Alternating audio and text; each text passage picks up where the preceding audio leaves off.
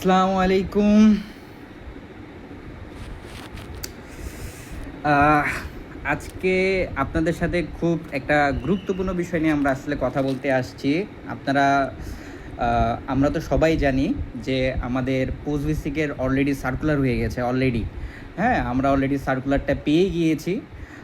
এখন এই মুহূর্তে আমাদের করণীয়টা কি? আমাদের অবশ্যই কিছু না কিছু করণীয় আছে। আমাদেরকে যেহেতু একটু খুব অল্প সময়ের মধ্যে এই প্রিপারেশনগুলো নিতে হবে, উম, সেহেতু সেই উপলক্ষে আমাদের অনেক কিছু করণীয় আছে। তো এই বিষয়ে আসলে আমাদেরকে জানা শোনা বা কিভাবে পড়তে হবে, কিভাবে আমাদেরকে এগোতে হবে, একটা প্রপার গাইডলাইন দরকার। এই মুহূর্তে আমাদের দরকার যেহেতু আমাদের হাতে সময়ের সংখ্যা খুবই কম। যদি আমরা সময়ের কথা বলতে চাই, তাহলে আমাদের হাতে সময় সর্বোচ্চ অন দ্য ডিপেন্স। যদি অক্টোবরের 9 তারিখে পরীক্ষা হয়, এখন যদি আগস্টের 20 তারিখ চলে, সেক্ষেত্রে আমরা সময় পাবো হাতে, দেখা যাচ্ছে যে সর্বোচ্চ 35 থেকে 37 দিনের মতো আমাদের হাতে সময় আছে। এই সময়ের মাঝে আমাদেরকে প্রিপেয়ার্ড হতে হবে যে আগামীতে আমরা কিভাবে পরীক্ষাটা দিব, বা আমরা এই পরীক্ষাটাতে কিভাবে পাস আউট করব, আমরা কিভাবে স্বপ্নকে লালন পালন করব। আমাদের যে একটা স্বপ্ন, আমাদের যে একটা স্বপ্ন আছে যে আমরা গ্রাজুয়েট নার্স হব বাংলাদেশের বিএনএমসির আন্ডারে, যে আমরা একটা গ্রাজুয়েট নার্স হতে যাব। এই জন্য যে আমাদের একটা স্বপ্ন, এই যে আমাদের ডিপ্লোমা করার পর যে পোস্ট বেসিক, এই পোস্ট বেসিক কিন্তু একদম আমাদের সন্নিকটে। একদম বলতে চলে গেলে, বলতে যদি আমরা বলতে চাই, অ্যাট দ্য 11 আওয়ার, মানে একদম সময় কম। এই সময়ের মধ্যে আমাদেরকে খুব ছটপট একটা প্রিপারেশন নিতে হবে। এমন একটা প্রিপারেশন নিতে হবে যে প্রিপারেশনের মাঝখানে আমি আর আপনি আমাদের যে এইম, আমরা যে পোস্ট গ্রাজুয়েট নার্স হবো, এই এইমটা যাতে আমরা ফিল আপ করতে পারি, তাই না? প্রথমেই বলতে চাই, এই কোর্সটা শুরু করার আগে আগে আমার পরিচয় দিইনি। আমি হচ্ছে Mohammad Shakil Hossain, post basic BSc in nursing, Fazlhat nursing college from private quota. এখন বর্তমানে আমি কর্মরত আছি আরশু সজ্জা বিশিষ্ট জেনারেল হাসপাতাল, ব্রাহ্মণবাড়িয়াতে। আচ্ছা, এখন এই মুহূর্তে যদি আমাকে প্রশ্ন করা হয়, বা আমাকে প্রশ্ন করা হয় যে এই বিষয়ে বা পোস্ট বেসিকের বিষয়ে আমাদের প্রিপারেশন কতটুকু, সবার মনে সবার জায়গা থেকে একটাই কথা আসবে যে আমাদের প্রিপারেশন একদম নাই বললে চলে। এখন আমাদের প্রিপারেশন নাই বললেই চলে। তাহলে এই মুহূর্তটাতে আমাদের করণীয় কী হবে, বা আমরা কিভাবে জিনিসটাকে শুরু করতে পারি, তাই না? এখন আমার আপনার মনে প্রশ্ন আসতেই পারে, যেহেতু আমাকে অনেকজনই মেসেজ করছে এই মুহূর্তে, যে আমাদের এই প্রিপারেশনগুলো আমরা কিভাবে শুরু করব, বা কিভাবে শুরু করলে আমরা সর্বোচ্চ আমাদের সাকসেস রেটটা আসতে পারে, তাই না? সর্বোচ্চ সাকসেস রেটটা আমাদের কিভাবে আসবে, কিভাবে মানে এগোলে আমরা এই প্রপার একটা গাইডলাইন পেতে পারি, তাই না? এরকমই তো হতে পারে, তাই না? এখন যেহেতু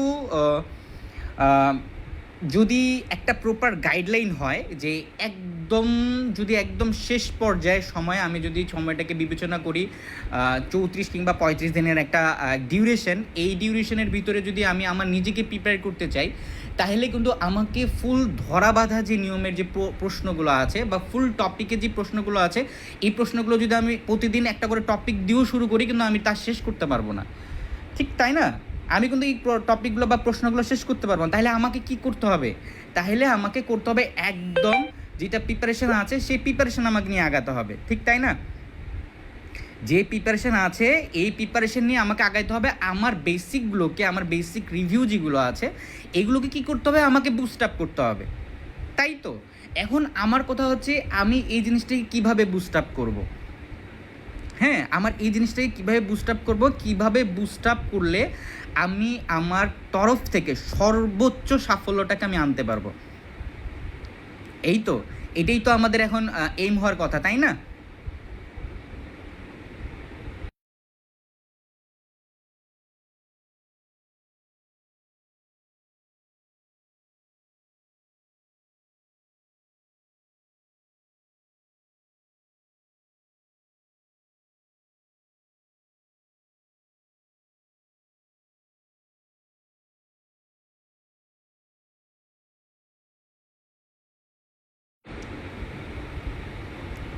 আচ্ছা,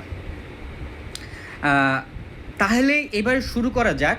শুরু করতে হচ্ছে আমাকে কি করতে হবে, আমাকে যেটা একদম আমার হট টপিক, মানে আমাকে বারবার আমি যদি প্রশ্নগুলোকে রিভিউ করি, আমি যদি প্রশ্নগুলোকে প্রতি বছর রিভিউ করি বা অ্যানালিটিক্যাল যদি করে থাকি, তাহলে প্রত্যেক বছরে দেখবো যে কয়েকটা টপিক থেকে ঘুরে ফিরে বারবার ওই টপিকগুলো থেকে প্রশ্ন বারবার আসতেছে, বারবার এই প্রশ্নগুলো রিভিউ হয়। এই রিভিউ থেকে হয়তো ওই প্রশ্নটা সেম আসতেছে না, কিন্তু ওই টপিকটা রিভিউ করতেছে, তার মানে আমাকে সিলেক্ট করতে হবে যে এই টপিক থেকে আমাকে প্রিপারেশন 100 নিতে হবে। প্রথমে ধারণা দিয়ে রাখি, যেহেতু আমাদের প্রপারলি হচ্ছে টেকনিক্যাল একটা প্রশ্ন হয় থাকে, এখান থেকে নন টেকনিক্যাল প্রশ্ন খুবই কম থাকে। নন টেকনিক্যাল প্রশ্ন ধরাই গেলেই একদমই খুবই কম প্রশ্ন থাকে। তবে আমাদেরকে মেইন টার্গেট থাকতে হবে কি, আমাদের মেইন টার্গেট থাকতে হবে এই জায়গাটাতে আমাদেরকে টেকনিক্যাল ওয়েতে কীভাবে আমাদের টেকনিক্যাল ওয়ের যে প্রিপারেশনটা, এটাকে কীভাবে আমরা 0 থেকে 100 পর্যন্ত আমরা নিয়ে যেতে পারি। আচ্ছা, এখন আপনার কাছে ধরা হলো, আপনার কাছে বলা হলো, আপনি ধরেন আপনি পরীক্ষার প্রশ্ন পেয়েছেন, বা আপনার কাছে হয়তো বিগত সালের প্রশ্ন এর আগেও আছে, আপনার কাছে বিগত সালের প্রশ্ন আছে। এই বিগত সালের প্রশ্নগুলো যদি আপনার কাছে হাতে থাকে, তাহলে আপনি একটা জিনিস অ্যানালিটিক্যালি করলে আপনি একটা জিনিস বুঝতে পারবেন যে এখানে কিছু টপিক, যেমন কিছু টপিক থেকে বারবার প্রশ্ন আসে। যেমন একটা যদি দেখি, যেটা সিভিডি কার্ডিওভাস্কুলার সিস্টেম থেকে যদি প্রশ্ন পড়ে থাকে, অ্যানালিটিক্যাল সিস্টেম, এইখান থেকে প্রত্যেক বছর কোনো না কোনো টপিক থেকে প্রশ্ন হবে। রেসপিরেটরি থেকে প্রশ্ন আসবে, কেস স্টাডি থেকে প্রশ্ন আসে, রিসার্চ থেকে প্রশ্ন আসে, আইসিটি থেকে প্রশ্ন করে, কোনো না কোনো সময় পরীক্ষা থেকে ইংলিশ বিষয় পরীক্ষার প্রশ্ন আসে। আমরা যদি একটু কথা চিন্তা করি, 2022 সালের আগে থেকে 2022 সালের আগে যদি প্রশ্নের কথা চিন্তা করি, তাহলে চিন্তা করবো ওই সময় আমাদের কি ছিল, একটা ধরা বাঁধা একটা নিয়ম ছিল, বাংলা থেকে প্রশ্ন হতো, ইংরেজি থেকে প্রশ্ন হতো,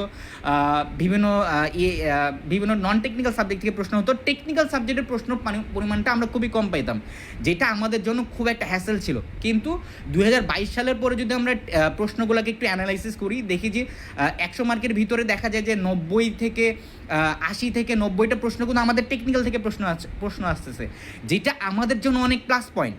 হ্যাঁ, কারণ আমরা জানি আমরা কোত্থেকে প্রশ্ন পরীক্ষা দিচ্ছি, আমরা টেকনিক্যাল থেকে প্রশ্ন দিচ্ছি। আমার ক্ষেত্রে আসলে যারা এই পোস্ট বেসিকের এই প্ল্যানটা যদি আমরা যদি আমরা মনোযোগ সহকারে এই 30 বা 35 দিন আমরা এই মধুধার প্রকাশনীর সাথে থেকে যদি আমরা এই প্রিপারেশনটা নিতে পারি, ইনশাল্লাহ আমি আপনাদেরকে অ্যাসিওর দিতে তো পারবো না, কিন্তু আমাদের প্রকাশনী থেকে আমরা সর্বোচ্চ চেষ্টা করব আপনার যেটা এইম, পোস্ট গ্রাজুয়েট নার্স হিসাবে নিজেকে গড়ে তোলার একটা এইম, এই এইমের আমরা পাশে থাকবো ইনশাল্লাহ। আশা করি আপনার এর পিছনে এই এইমটাকে আপনার ফিল আপ করার জন্য, একজন পোস্ট গ্রাজুয়েট নার্স হিসাবে আপনাকে অ্যাডমিশন নেওয়ার জন্য, ভর্তি পরীক্ষা উত্তীর্ণ হওয়ার জন্য আপনার জন্য যা করা দরকার, এই মধুধার প্রকাশনীর সাথে আমরা আছি আপনার পিছনে, আমরা আছি আপনার সাথে। তো আমরা রিসেন্টলি একটা প্রকাশনীর একটা লঞ্চ করছি, পোস্ট বেসিকের একটা ব্যাচ শুরু করছি, যেটা আমাদের 3 নাম্বার ব্যাচ। এখানে আমাদের যারা টিচিং প্যানেলের যারা লোক, আমাদের টিচার্স আছে, আমাদের যারা রিসোর্স পার্সন আছে, তার অনেক টেকনিক্যালি অনেকভাবে অনেক এক্সপিরিয়েন্স এই বিষয়ে, তারা অনেক এক্সপিরিয়েন্স, এবং এখানে আরও অনেক কিছু ব্যাপার আছে যে আমরা এই সেশনটাতে বা এই ব্যাচটাতে আমরা প্লাস 30+ শুধু সেশনই রাখছি, যেটাতে আপনার লাইভ ক্লাসগুলো করতে পারবেন। যেমন আমরা যে আপনাকে প্রথমে শুরুতে বলেছি যে হট টপিকগুলো, আমরা একটা প্ল্যান অনুযায়ী একটা টপিক সিলেক্ট করছি। আমরা বিভিন্ন ধরনের 2022 থেকে শুরু করে 2025 সাল, ইভেন এর আগের প্রশ্নের প্যাটার্ন অনুযায়ী আমরা বিভিন্ন ধরনের প্রশ্নের একটা অ্যানালিটিক্যাল স্টাডির পরে আমরা একটা অ্যানালিটিক্যাল শিট রেডি করছি আপনাদের জন্য, যেই টপিকগুলো এবং যেগুলোকে হট টপিক বলা যায়, যেগুলোকে আমরা 5 স্টার রেটিং দিতে পারি, এই রেটিং অনুযায়ী আমাদের কিছু ক্লাস সেশন থাকবে আপনাদের সাথে, যেই সেশনে আপনারা যারা আছেন, যারা আপনারা সরকারি চাকরিজীবীতে আছেন এবং যারা নিউ কামার্স আছেন, তাদেরকে কি বলবো, আপনারা ক্লাসগুলো করলে আপনাদের ক্ষেত্রে আপনাদের যে রিভিউ যেটা অপশন আছে, আপনারা যারা নিজের যে নলেজের যে বুস্টিংটা আছে, এই বুস্টিংটার ক্ষেত্রে অনেক ইমপ্রুভ করবে, অনেক হেল্পফুল হবে, যেটা আপনার পরীক্ষার হলে বসে আপনার জন্য এতটা হেল্পফুল হবে আপনি কল্পনাও করতে পারবেন না। এটা শুধু আমরা মুখের কথাই বলছি না, এটা আমরা বাস্তবেতেই প্রমাণ দেখাবো আপনাদেরকে। আচ্ছা, আচ্ছা, এবার আসি একটু আমরা প্রশ্ন প্যাটার্নের ধারণায়। প্রশ্ন প্যাটার্ন, আচ্ছা প্রশ্ন প্যাটার্ন যদি বলি, প্রশ্ন প্যাটার্ন হচ্ছে আপনি পাবেন হচ্ছে 100 মার্কের একটা প্রশ্ন পাবেন, 100 মিনিট সময় থাকবে আপনার হাতে। এই প্রশ্ন 100 মিনিটের মধ্যে আপনাকে ফিল আপ করতে হবে 100 মার্কের। 100 মার্কের ভিতরে ধরেন আমি মেনে নিলাম, ধরেন আমার ক্ষেত্রে 20 মার্ক আমি মেনে নিয়েছি, ধরেন আমার ক্ষেত্রে 20 মার্ক ধরলাম আমার নন জেনারেল টপিক থেকে আসলো। হ্যাঁ, ধরেন আমি মেনে নিলাম যে আমার ক্ষেত্রে 20 মার্ক নন টেকনিক্যাল টপিক থেকে আসলো, আর বাকি 80 মার্ক কিন্তু আমার টেকনিক্যাল টপিক থেকে আসতেছে। বাকি 80 মার্ক আমার টেকনিক্যাল টপিক থেকে আসছে। আমাদের সব থেকে বড় প্লাস পয়েন্ট কী হচ্ছে? আমাদের সব থেকে বড় প্লাস পয়েন্ট যেটা হচ্ছে সেটা হচ্ছে আমাদের এখানে কোনো নেগেটিভ মার্কিং নাই। অর্থাৎ আমি যদি কোনো প্রশ্নের ভুলও করে থাকি, সেই প্রশ্নের জন্য আমার প্রাপ্ত নাম্বার থেকে কোনো ধরনের মার্কিং কাটা যাবে না। অর্থাৎ এটা আমাদের জন্য এত বড় প্লাস পয়েন্ট। অর্থাৎ আপনি 100 দাগিয়ে আসলে আপনি যদি কোনো প্রশ্ন ভুল করেন সেটার জন্য আপনার ধরনের কোনো নেগেটিভ মার্কিং থাকছে না। এটা আপনার জন্য অনেক প্লাস পয়েন্ট। আচ্ছা, এখন ধরাবান্ধা নিয়ম করে থাকি, যেহেতু আমরা সরকারি চাকরিজীবীদের জন্য আছে, পোস্ট বেসিকটা মূলত হচ্ছে সরকারি চাকরিজীবীদের জন্য, যে একটা স্টাডি প্ল্যান থাকে সরকারি চাকরিজীবীদের জন্য, বারবার করছি। আর যারা প্রাইভেট থেকে পরীক্ষা দিতে যাচ্ছেন সরকারি পর্যায়ে, তাদের জন্য সিট আসন সংখ্যা খুবই কম থাকে। আমরা জানি গোটা বাংলাদেশে ছেলেদের সংখ্যা থাকে 5টা সিট থাকে, এবং মেয়েদের ক্ষেত্রে তুলনামূলকভাবে 10 থেকে কিংবা 12টা সিট থাকে। সেক্ষেত্রে প্রাইভেট থেকে অনেকটাই টাফ হয়ে থাকে। কিন্তু আমরা যদি একটু মনোযোগ সহ করে দেখে থাকি, লাস্ট ইয়ারের যদি প্রশ্ন বা আমরা মেধা স্কোর যদি দেখে থাকি, তাহলে দেখতে পাবো যে সর্বোচ্চ 60 থেকে 65 মার্কের মতো তো যদি আপনি প্রশ্ন মার্ক পেয়ে থাকেন, বা 60 থেকে 65টা এমসিকিউ যদি আপনি কারেক্ট করতে পারেন, তাহলে আপনি আপনার কাঙ্ক্ষিত যেটা স্বপ্ন পোস্ট গ্র্যাজুয়েট নার্স হওয়ার, সেটা কিন্তু আপনি পূরণ করতে পারছেন। হ্যাঁ, এটা কিন্তু আপনি পূরণ করতে পারবেন। কারণ দেখা গেছে যে সরকারি চাকরিজীবীর আসন সংখ্যাই, যেহেতু যতগুলো কলেজ আছে আমাদের, যেটা অ্যালোকেটেড যেগুলো কলেজ আছে, এইগুলো কলেজ থেকে যদি আপনি ট্রাই করতে চান, সেক্ষেত্রে দেখতে যাবে যে আপনার মোটামুটি আমি রেঞ্জ বলে দিচ্ছি 60 থেকে 65 মার্কের মধ্যে যদি আপনি রেঞ্জ রাখেন, আশা করি আপনার যে কোনো একটা সরকারি প্রতিষ্ঠানে আপনার পোস্ট বেসিকের চান্স হয়ে যাবে। এটা আমার কথা না, আপনি যদি প্রিভিয়াস যে 3 বা 4 বছরে যখন থেকে আমাদের অ্যানালিটিক্যাল প্রশ্ন শুরু হয়েছে, টেকনিক্যাল প্রশ্ন শুরু হয়েছে, সেই স্কোর যদি আপনি বিবেচনা করেন, এই স্কোর বিবেচনায় দেখবেন যে সর্বোচ্চ 60 কিংবা 65 মার্কিংয়ের ভিতরে দেখবেন যে আপনার সরকারি কোনো প্রতিষ্ঠানে আপনার চান্স হয়ে গেছে। তো আমি বলি পোস্ট বেসিকে শুধু আপনার একটু মনোযোগ লাগবে, আপনার অ্যাটেনশন লাগবে, আপনার কিছুটা দিন অ্যাটলিস্ট ন্যূনতম হলে 1 ঘন্টা করে পড়ার টেবিলে বসতে হবে, সাথে আমাদেরকে নিয়ে 1 ঘন্টা পড়ার টেবিলে বসতে হবে। আর পুরো ভরসাটা আমাদের উপর ছেড়ে দেন, আমরা আপনাদের সাথে আছি। কিভাবে আপনাকে আপনার এই পোস্ট বেসিকে যে পোস্ট গ্রাজুয়েট নার্স হিসাবে একজন গড়ে তোলার যে স্বপ্ন কিভাবে পূরণ করতে হয়, সেটা আপনার দায়িত্বটা আমাদের উপর ছেড়ে দেন। ইনশাল্লাহ আমরা আপনাদের সাথে আছি। আচ্ছা, আমাদের যে সেশন, আমাদের যে এবার সিজন 3, আমাদের যে পোস্ট বেসিক লাস্ট আওয়ারের যে প্রিপারেশন, এই প্রিপারেশন সম্পর্কে আমরা একটু বলি। এবার আমরা কোনো ধরনের বই আপনাকে দিব না, যেহেতু একদম 11 আওয়ার, আমাদের হাতে সময় একদমই নাই। কোনো ধরনের বই আমরা পাবলিশ করছি না। আমরা এবার প্ল্যান বা ডিসিশন নিয়েছি, এবার আমরা আপনাদেরকে শিট দেবো। আচ্ছা, শীত দেওয়ার পিছনে প্রথম কারণ হচ্ছে, যেহেতু আমার হাতে খুবই স্বল্পতা, আমার হাতে সময় বলতে গেলে একদম নাই বললেই চলে। যেহেতু আমার হাতে সময় একদম নাই বললেই চলে, তাহলে আমাকে প্রিপারেশন নিতে হবে। আমাকে প্রিপারেশনটা কীভাবে নিতে হবে? একদম হট টপিক অনুযায়ী, একদম 5 স্টার মার্কিং অনুযায়ী। তাহলে আমাকে কি করতে হবে? আমাকে এখন ধরাবান্ধা যে টেক্সট বুকগুলো আছে, এগুলো যদি আমি বেসিক থেকে যদি শুরু করতে চাই, তাহলে আমার হাতে সময় থাকবে না, পর্যাপ্ত সময় থাকবে না। পরীক্ষার সময় চলে আসবে, পরীক্ষার ডেট চলে আসবে, কিন্তু এর মাঝখানে আমি হয়তো এই কাভার আপটা দিতে পারবো না। এই জন্য আমরা প্ল্যান করছি, যেহেতু একদম শেষ সময়, এই সময় আমরা আপনাদেরকে শিট দিব। শিট বলতে কি, যে টপিকগুলো আমরা আপনাকে শিট দিব, এই টপিকগুলো কি লেকচার শিট আপনারা হার্ড কপি আপনার হাতে পেয়ে যাবেন। আচ্ছা, হাতে পেয়ে যাবেন, এবং আপনাদের এই প্রিভিয়াস কোশ্চিন, অ্যানালিটিক্যাল এবং ব্যাখ্যা সহ আপনারা হাতে পাবেন। এখানে হাতে পাবেন, যখন আপনি প্রত্যেকটা প্রশ্ন রিভিউ পড়বেন এবং ব্যাখ্যা সহ পড়বেন, আপনার কাছে এটা একদম পানির মতো ক্লিয়ার হয়ে যাবে। যেটা যখন আপনার কাছে পরীক্ষা হলে, যখন আপনার কাছে প্রশ্ন আসবে, আর এই প্রশ্ন যখন আপনি পড়বেন, তখন আপনার কাছে মনে হবে যে আসলে এই প্রশ্নটা, এই শিটটা আমার জন্য কতটা ইম্পর্টেন্স ছিল। আচ্ছা, কথা তো অনেক হচ্ছে, কথা আমরা আসলে বেশি কথা বলবো না, বেশি সময়ও আপনাদের হাতে নিব না। তাহলে আমি একটু কথা বলি। আমাদের কিন্তু সবথেকে বড় প্ল্যাটফর্ম একটা হচ্ছে কি, আমাদের কিন্তু মধুধয় একটা এমসিকিউ অ্যাপ আছে। যেটা আপনি গুগল প্লে স্টোরে পেয়ে যাবেন। আপনি যদি মধুধার এমসিকিউ অ্যাপে লগ ইন করেন, লগ ইন করলে আপনি একটা নির্দিষ্ট ধরনের ফ্রি ধরনের পরীক্ষা দিতে পারবেন, অথবা কিছু সামান্য পে করে আপনি কিন্তু লাস্ট আওয়ারে একদম শেষ পর্যায়ে এসে আপনি কিন্তু কী করতে পারবেন, নিজেকে যাচাইয়ের জন্য কী করতে পারবেন, এমসিকিউ প্র্যাকটিস করতে পারবেন। এটা আপনার জন্য একটা প্লাস পয়েন্ট, যেটা আমাদের শুধুমাত্র এই এমসিকিউ যে প্ল্যাটফর্মটা বা অনলাইন যে প্ল্যাটফর্মটা, এটা কিন্তু শুধুমাত্র আমরা মধুধার প্রকাশনী থেকে প্রোভাইড করতে পারছি। এটা কেন দেওয়ার, এটা দেওয়ার পিছনে একটা কারণ আছে।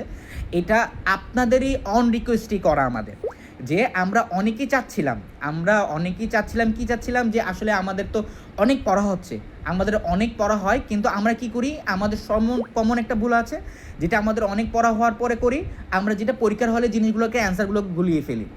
যাতে এই সমস্যা থেকে আমরা রিসলভ হতে পারি, তাই এই রিসলভ হওয়ার জন্য আমরা কি করি, যে আমরা একটা এমসিকিউ অ্যাপ করছি, যেখানে আপনার প্রত্যেকটা শিটের পরে আপনি তার প্রিপারেশন নেওয়ার পরে আপনি কি করবেন, আপনি একটা পর্যায়ে যায় আপনাকে রিভিউ করার জন্য, আপনি যে আপনার রিভিউ হবেন, এই রিভিউ হওয়ার জন্য কী করতে পারবেন, আমাদের এমসিকিউ অ্যাপে যে আপনি আপনার প্রিপারেশনটাকে যাচাই করতে পারবেন, যে আপনি 100 মার্কের পরীক্ষার মধ্যে আপনি কত পাচ্ছেন বা আপনার প্রিপারেশনটা কতটুকু। আচ্ছা, আজকেই প্রথম সেহেতু আমরা একটা হট টপিকের মধ্যে একটা টপিক নিয়ে আসলে আলোচনা করতেই পারি। আপনাকে জাস্ট অ্যানালিটিক্যাল কিছু প্রশ্ন আমি যাচাই করব আপনাদের সাথে, যেটা আপনি আসলে খুবই গুরুত্বপূর্ণ আপনাদের সাথে কথা বলতে যাই। আপনি যদি প্রিভিয়াস প্রশ্ন অ্যানালিটিক্যাল করেন, সেক্ষেত্রে আপনি কার্ডিওভাস্কুলার যে টপিকটা আছে বা সিভিডি যে টপিকটার কথা আমরা বলে থাকি, এই টপিকের উপরেই কিন্তু আপনি যদি আপনার হাতে যদি এখনো প্রশ্ন থাকে আপনি দেখতে পারেন, প্রিভিয়াস ইয়ারে মোটামুটি 3টা প্রশ্ন আসছে এই কার্ডিওভাস্কুলার সিস্টেম থেকে, এবং আপনি যদি 2024-এর কথা বলেন, সেখান থেকে মোটামুটি 4টা প্রশ্ন আসছে, এবং 2022-এর কথা যদি বলে থাকেন, এখান থেকে মোটামুটি আপনি 6টার মতো প্রশ্ন আছে শুধুমাত্র কার্ডিওভাস্কুলার টপিক থেকে। সেক্ষেত্রে আপনাকে মনে রাখতে হবে যে আমি যদি আমার প্রিপারেশনটাকে আমি স্ট্রং করতে চাই, এবং আমি যদি চাই যে আমি আসলে একজন সরকারি থেকে পোস্ট বেসিক করবো, আমার যেটা এইম আমি ফিল আপ করবো, সেক্ষেত্রে আপনাকে এই সিভিডি বা কার্ডিওভাস্কুলার টপিকটা কখনোভাবে এড়ায় দেওয়া চলবে না। এই টপিকটার সম্পর্কে আপনাকে 100% আপনাকে নলেজ রাখতে হবে। কি নলেজ রাখতে হবে, যাতে জাস্ট আমাকে যদি পরীক্ষার হলে আসে কোনো প্রশ্ন আসে এই টপিক থেকে, এই টপিক থেকে যদি যে কোনো লেভেল থেকে ইন দ্য ডিপ, যদি কোর থেকেও প্রশ্ন আসে, যাতে এই প্রত্যেকটা প্রশ্নের অ্যান্সার আমি সম্পূর্ণভাবে সঠিকভাবে দিতে পারি। আচ্ছা, আমরা জাস্ট একটু রিভিউ আলোচনা করি। আমরা আমাদের পেইড সেশনে এর থেকে বড় বা ডিপ নিয়ে আলোচনা করব, তবে আমরা আজকে একটু জাস্ট হট টপিক নিয়ে একটু আলোচনা করি, জাস্ট যেহেতুটুকু না পড়লেই নয়। আমি আপনাদেরকে শুধু প্রশ্নগুলো দেখাই দিই কোন ইয়ার থেকে কতটুকু প্রশ্ন আসছিল। আচ্ছা, কার্ডিও যে ভাস্কুলার যে সিস্টেমটা আছে, এটাকে যদি আমরা বলতে চাই, এটা এতটা ইম্পর্টেন্ট, আমরা জানি আপনারা অনেক জানেন। জাস্ট আপনাদের পাশে আছি শুধু এই যে নলেজটা, এটাকে আমরা বুস্ট করার জন্য। আপনার যে নলেজটা, এই নলেজটাকে জাস্ট একটু আমাদের সাথে রিভিউ করবেন। এই রিভিউ করলে কি হবে, আপনার মনে যেটা ডাউট ছিল, আপনার মনে যতটুকু ডাউট ছিল, বা যেটা আপনার মনে হয়েছে যে এই টপিকটা আরেকটু রিভিউ করা উচিত, বা আমার বাড়িতে বসে আরেকটু টপিক ভালো করা উচিত, বা কেউ একজন যদি এই টপিকটা আমাকে আরেকটু দেখিয়ে দেয়, তাহলে এই টপিকটা আমার জন্য ইমপ্রুভমেন্ট হবে। সেক্ষেত্রের জন্য আপনাদের জন্য আজকে একটু রিভিউ ক্লাসটা। আচ্ছা, আমরা যে আজকে ক্লাসটা নিয়ে কথা বলতে যাচ্ছি, সেটা হচ্ছে আমাদের কার্ডিওভাস্কুলার টপিক। আচ্ছা, কার্ডিওভাস্কুলার টপিক, এইটা আমরা তো জানি কার্ডিও মানে কি, ভাস্কুলার মানে, কার্ডিও মানে জানি আমরা অ্যাজ অলওয়েজ কি হার্ট নিয়ে আলোচনা করা হয়। কার্ডিও মানে কি, হার্ট। আচ্ছা, ভাস্কুলার সিস্টেমটা কি? ভাস্কুলার সিস্টেমটা বলতে বোঝা হচ্ছে আমাদের ব্লাড ভেসেল যে সিস্টেমটা, ব্লাড আর্টারি এবং ভেসেলস যে সিস্টেমটা, এটা হচ্ছে ভাস্কুলার সিস্টেমের মধ্যে পড়ে। অর্থাৎ কার্ডিওভাস্কুলার সিস্টেমকে যদি একত্রিত বলি, যে পুরো হার্ট, ব্লাড ভেসেলস মিলে যে পাম্পিং যে সিস্টেমটা, আমাদের হার্টের পুরো যে ব্লাড সার্কুলেশন যে প্রসেসটাকে, এই পুরো প্রসেসের যে সিস্টেমটাকে আমরা সিস্টেমটার নাম দিয়েছি কি, কার্ডিওভাস্কুলার সিস্টেম। আচ্ছা, সিভিডি অর্থাৎ কার্ডিওভাস্কুলার সিস্টেম, এটাকে আমরা কয়ভাবে ভাগ করতে পারি? 2 ভাগে। অনেক সময় প্রশ্ন হচ্ছে কার্ডিও মানে কি, এইভাবে প্রশ্ন আসে যে কার্ডিও মানে কি, what the means of cardio, অর্থাৎ কার্ডিও মানে কি হার্ট, আর ভাস্কুলার মানে কি, ভাস্কুলার দিয়ে অপশন থাকে ব্লাড, ভেসেলস, আর্টারি, ভেন, এরকমভাবে টপিক থাকে। আচ্ছা, ভাস্কুলার সিস্টেম নিয়ে ভাস্কুলার সিস্টেম নিয়ে আমাদের একটা হিউজ একটা সেশন আছে আমাদের পেইড ব্যাচে, এই সেশনে আমরা ভাস্কুলার সিস্টেম নিয়ে আলোচনা করব। আচ্ছা, আচ্ছা, একটা প্রশ্ন 2022 সালের প্রশ্নে একটা আসছিল যে cardiovascular system is a close system নাকি ওপেন সিস্টেম। 2022 সালের প্রশ্ন, যার কারণে আসলে ওভারভিউ হিসাবে রাখা কার্ডিওভাস্কুলার সিস্টেম নিয়ে, যে কার্ডিওভাস্কুলার সিস্টেম যেটা আছে এটা ক্লোজ সিস্টেম নাকি ওপেন সিস্টেম। আচ্ছা, আমাদেরকে দুইটা জিনিস বুঝতে হবে, দুইটা জিনিস আসলে আমাদেরকে বুঝতে হবে, কোনটা আমাদের ক্লোজ সিস্টেম, কোনটা আমাদের ওপেন সিস্টেম। আচ্ছা, আগে বুঝি ক্লোজ সিস্টেমটা কি। ক্লোজ সিস্টেমটা হচ্ছে যে যে কোনো একটা ক্লোজড মানে কি, বদ্ধ থাকবে। ক্লোজড মানে কি হচ্ছে বদ্ধ থাকবে, অর্থাৎ ক্লোজ সিস্টেম এই কারণে বলা হয় কারণ এখানে আমরা জানি হার্ট কি হয়, হার্টের মাধ্যমে থেকে ব্লাড বা ভেসেলের মাধ্যমে হার্ট থেকে ব্লাড পাম্প হয়, ব্লাড ভেসেলের মাধ্যমে আমাদের গোটা বডিতে প্রসেস হয়। আবার ডিঅক্সিজেনেটেড কি হচ্ছে, ব্লাডটা কি ব্লাড বা ভেসেলসের মাধ্যমে আমাদের হার্টে আসে, পাম্প করে অক্সিজেনেশন মানে ডিঅক্সিজেনেটেড থেকে অক্সিজেনেশন হয়ে আমাদের পুরো বডিতে কি হয়, ব্লাড সাপ্লাই হয়। আচ্ছা, এর বাইরে কিন্তু আর কোনো কাজ নেই।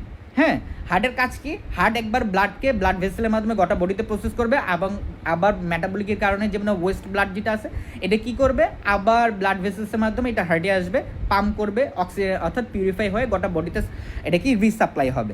এটা হচ্ছে ক্লোজ সিস্টেম, অর্থাৎ এখানে কিন্তু ওপেন সিস্টেম হবে না, অর্থাৎ এখানে সিস্টেমটা দুইটার মাঝখানেই সীমাবদ্ধ থাকবে, অর্থাৎ হার্ট এবং ভেসেলসের মাধ্যমে, অর্থাৎ কার্ডিও এবং ভাস্কুলার সিস্টেমের মাঝখানে। কিন্তু ওপেন সিস্টেমের ক্ষেত্রে কি হয়, ওপেন সিস্টেমের ক্ষেত্রে কথা বলি, যেমন হচ্ছে যদি আমরা বিভিন্ন ধরনের ইনসেক্টসের কথা বলে থাকি, ইনসেক্টসের সিস্টেমটা কিন্তু এটা হচ্ছে ওপেন সিস্টেম। আচ্ছা, কেন এটাকে ওপেন সিস্টেম বলা হয় থাকে, আমি একটু জাস্ট আপনাদেরকে একটু রিভিউ করি। কারণ এখান থেকে কোনো ধরনের স্পেসিফিক ব্লাড ভেসেল থাকে না, আর যদিও ব্লাড ভেসেল স্পেসিফিক থাকে, যেমন ইনসেক্টসের কথা যদি বলে থাকি, অ্যাটলিস্ট চিংড়ি মাছ কিংবা শামুকের কথা যদি বলে থাকি, কিংবা শামুক বা চিংড়ি মাছের যদি কথা বলে থাকি, এদের স্পেসিফিক কোনো কি থাকে না, স্পেসিফিক কোনো ব্লাড ভেসেলস থাকে না, থাকলো এক কিংবা দুইটা, যার মাধ্যমে কী হয়, হার্ট থেকে ব্লাড ভেসেলসগুলো পাম্প করে টিস্যুর মাধ্যমে কিংবা ফেসিলের মাধ্যমে সরাসরি ওপেন হয়, অর্থাৎ হেমোসিলের মাধ্যমে সরাসরি ওপেন হয়ে যায় ব্লাড ভেসেলটা। আচ্ছা, ব্লাডটা কি ওপেন হয়ে যায়, ওপেন হওয়ার পরে কি হয়, টিস্যু নিজ প্রযাপ্ত অনুযায়ী ফুড পাবে, নিউট্রিশন পাবে এবং মাইক্রোনিউট্রিয়েন্টস পাবে। কিন্তু আমাদের এই ক্লোজ সিস্টেমে এটা হয় না। ক্লোজ সিস্টেমে কি হয়, ব্লাড ভেসেলের মাধ্যমে বিভিন্ন অর্গানে যায়, অর্গান থেকে টিস্যু ক্যাপিলারি রিফিলের মাধ্যমে কি হয়, অর্গান থেকে টিস্যু আপনার বিভিন্ন ধরনের নিউট্রিয়েন্টস যেটা আছে রিসিভ করে ফেলে। এটাই হচ্ছে আমাদের ক্লোজড এবং ওপেন সিস্টেমের মধ্যে ডিফারেন্স। আচ্ছা, আমরা প্রথমে করে থাকি শুধুমাত্র মানুষের ক্ষেত্রে আমাদের কি হয়, এই ক্লোজ সিস্টেমটা থাকে, আর ওপেন সিস্টেমটা থাকে বিভিন্ন ধরনের ইনসেক্টসের মাঝখানে। আচ্ছা, একটা প্রশ্ন বারবারে আসে। আচ্ছা, আমি যদি একটা প্রশ্ন কথা বলে থাকি, অ্যানাটমি অফ দ্য হার্ট, এটা একদম বেসিক প্রশ্ন, এটা না বললেই নয়, এটা না করলেই আসলে হয় না। এই বেসিক যদি প্রশ্ন আমরা কথা চিন্তা করে থাকি, তাহলে আমাদের একটা জিনিস প্রশ্ন মাথায় রাখতে হবে যে হার্টের অ্যালোকেশনটা, অ্যানাটমিক্যাল অনুযায়ী এটার অ্যালোকেশনটা কী হবে। আচ্ছা, অ্যালোকেশনের কথা চিন্তা করি। আচ্ছা, এখন আমরা একটা প্রশ্ন চিন্তা করে থাকি। আচ্ছা, এখানে আপনাদের সবার সামনে একটা ডায়াগ্রাম আসছে না, আপনাদের সবার সামনে একটা ডায়াগ্রাম আসছে।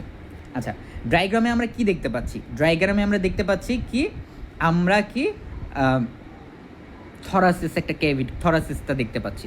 আচ্ছা, এখানে কি দেখতে পাচ্ছি, থরাসিস দেখতে পাচ্ছি, এখানে রিপস দেখতে পাচ্ছি। এই দুইটা রিপসের মধ্যে যে স্পেসটা আছে আমরা এটাকে কি বলি, ইন্টারকোস্টাল স্পেস। আচ্ছা, দুইটা রিপসের মাঝখানে কি আছে, ইন্টারকোস্টাল স্পেস আছে। দুইটা রিপসের মাঝখানে যে ফাঁকা জায়গাটা থাকে এটাকে আমরা কি বলি, মেডিকেলের ভাষায় এটাকে ইন্টারকোস্টাল স্পেস বলা হয়ে থাকে। আচ্ছা, আমাদের হার্টটা কোথায় পিউরিফাইড থাকে, কোথায় থাকে, অ্যালোকেশনটা কোথায়, আমাদের এই রিপস কেজের মধ্যে থাকে একটা। আচ্ছা, এটার যদি অ্যানাটমিক্যাল আমরা বলি, অ্যানাটমি কী করে থাকে, হার্টটা কী থাকে, এই দুই লাংসের মাঝখানে থাকে। অর্থাৎ আমরা যদি চিন্তা করে থাকি, এখানে যদি আমরা ধরে থাকি আমাদের এখানে একটা লাংস থাকে, এখানে একটা লাংস থাকে, এই লাংসের মাঝখানে থাকে আমাদের এই হার্টের অংশটা।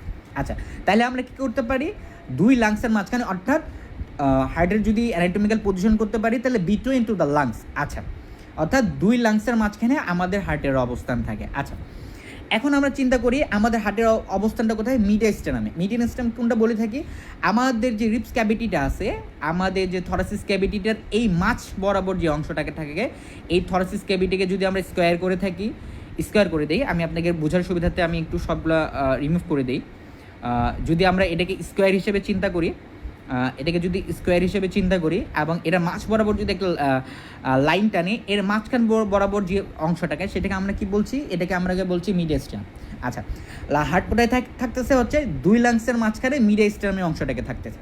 আচ্ছা, 2 লাংসের মাঝখানের মধ্যবর্তী অংশ মিডিয়াল যেটা পয়েন্ট থাকে, সেই মিডিয়াল পয়েন্ট থেকে আমরা বলছি কি মিডিয়াস্টাম। আচ্ছা আচ্ছা, আরেকটা প্রশ্ন যেটা আসে যে হার্টসের অ্যানাটমিক্যাল যেটা প্রশ্ন, আমরা সবাই একটা জিনিস বুঝি, আমাদের হার্টে কি থাকে, এই যে অংশটা আমরা যে অংশটা দেখতে পাচ্ছি, এই যে অংশটা মার্কিং যে অংশটা আমরা দেখতে পাচ্ছি, এটা কি বলি আমরাকে মেডিকেল টার্মে, এটাকে বলি আমরা স্টেনাম। আচ্ছা, স্টেনামের অ্যান্টেরিয়র সাইড যদি এটা হয়ে থাকে, এর অপোজিটটা সাইডটাকে আমরা কি বলবো, এটা হচ্ছে পোস্টেরিয়র সাইড। আচ্ছা, আমরা জানি তো অ্যান্টেরিয়র সাইড হচ্ছে সামনের দিকে, পোস্টেরিয়র সাইড হচ্ছে পিছনের দিকে। যেহেতু অ্যান্টেরিয়র সাইডে আমাদের হার্ট নাই, তাহলে হার্টের অবস্থান কোথায় হবে, স্টেনামের কোথায়, পোস্টেরিয়র সাইডে। আচ্ছা, হার্ট কি হচ্ছে পোস্টেরিয়র সাইডে। আচ্ছা, এইভাবেই আমাদের পেইড ব্যাচের ক্লাসগুলো আমরা নেব, এত সুন্দর করে বুঝে। আচ্ছা, তারপর কি হবে, আমাদের স্টেনামটা কোথায় থাকতেছে, আমাদের স্টেনামের পোস্টেরিয়র সাইড, অর্থাৎ আমাদের হার্ট থাকতেছে, অর্থাৎ স্টেনাম, এটা যদি আমরা স্টেনাম সাইড স্টেনাম ধরি, এটাকে যে আমরা স্টেনাম বলি, স্টেনাম অপোজিটে থাকতে হচ্ছে হার্ট। আচ্ছা, এর অপোজিটে আরেকটা হচ্ছে, সেটা হচ্ছে আমাদের স্পাইনাল কর্ড থাকে, স্পাইনাল কর্ড থাকে, স্পাইনাল কর্ডের অ্যান্টেরিয়র সাইডে থাকে হচ্ছে হার্ট। তাহলে আমরা একটা জিনিস কি করি, তাহলে হার্টের যদি অ্যানাটমিক্যাল পজিশন কথা বলি, তাহলে হার্ট কোথায় থাকতেছে, বিটুইন 2 লাংস। আচ্ছা, মিডিয়া স্টেনামের মধ্যে থাকতেছে, মাঝ বরাবর থাকতেছে। তারপর কি হচ্ছে, স্টেনামের পস্টেরিয়র সাইডে থাকতেছে এবং ভার্টিবাল কলামের অ্যান্টেরিয়র সাইডে থাকতেছে। বুঝতে পারছি? এটা যদি আমরা স্টেনাম ধরে থাকি, এটা হচ্ছে আমরা জানি স্পাইনাল কর্ড। হ্যাঁ, এটা হচ্ছে আমাদের ভার্টিবাল কলাম।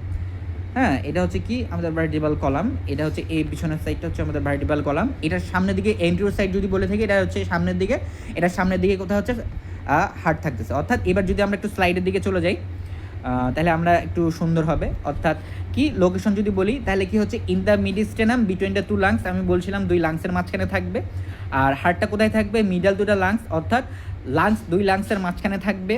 এন্টিরিয়র দ্য স্টেনাম, অর্থাৎ এন্টিরিয়র সাইড 2টা থাকবে, ভার্টিবাল কলাম থাকবে, পোস্টেরিয়র কি থাকবে, পোস্টেরিয়র সাইডে স্টেনামে পোস্টেরিয়র সাইডে থাকবে, এবং এন্টিরিয়র হচ্ছে কি ভার্টিবাল কলামে। সুপারিয়র টু দ্য ডায়াফ্রাম, অর্থাৎ আমাদের যে ডায়াফ্রাম আছে, এটা যদি যাই, আমাদের যে ডায়াফ্রামটা আছে, এটা যদি আমাদের ডায়াফ্রাম, এই যে ডায়াফ্রাম যে স্পেস, আচ্ছা ডায়াফ্রাম যে স্পেস, এটা যদি আমরা ডায়াফ্রাম ধরে থাকি, এটা যে ডায়াফ্রামের কি আছে, উপরের দিকে থাকবে হার্ট, ডায়াফ্রামের উপরের দিকে থাকবে। আচ্ছা, আমি একটু বুঝার সুবিধা এটাকে রিমুভ করে দিই। এটা যদি আমরা ডায়াফ্রাম ধরে থাকি, এই ডায়াফ্রামের উপর স্টেজে কি থাকবে, এটা যদি উপর স্টেজে উপর দিকে কি থাকবে, সুপারিয়র দিকে থাকবে, হার্ট থাকবে। আচ্ছা, এই অ্যানাটমিক্যাল যে পজিশনটা আছে, এই অ্যানাটমিক্যাল পজিশন অনুযায়ী কিন্তু পরীক্ষায় বারবার প্রশ্ন আসে যে হার্টের অবস্থান, অ্যানাটমিক্যাল পজিশনটা কোথায়, যে মিডিয়াস্টাম কোনটা, সুপারের কোন সাইডে থাকে, ভার্টিবাল কলামের কোন সাইডে থাকে, ডায়াফ্রামের কোন সাইডে থাকে, ঠিক আছে, কোন ক্যাভিটির মধ্যে থাকে, হ্যাঁ, কোন স্পেসের মধ্যে থাকে। তো এই বিষয়ে প্রশ্নগুলো বারবার আসে, একদম বেসিক থেকে কোর থেকে প্রশ্নগুলো আসে, কিন্তু আমাদের একটু বুস্ট আপের কারণে আমরা এই পরীক্ষার প্রশ্নগুলো আমরা ভুল করে থাকি। আচ্ছা,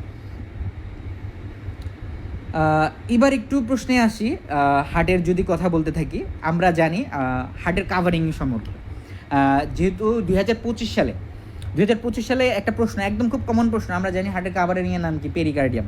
আচ্ছা, পেরিকার্ডিয়ামে যদি ইনফ্লামেশন হয়, এটাকে আমরা কি বলে থাকি, পেরিকার্ডাইটিস। আচ্ছা, আমরা জানি কোনো কিছু যদি ইনফ্লামেশন হয়, এটা আইটিস যোগ করে হয়। যদি পেরিকার্ডিয়ামে যদি ইনফ্লামেশন হয়, পেরিকার্ডাইটিস বলে। এটা কিন্তু 2025 সালের প্রশ্ন।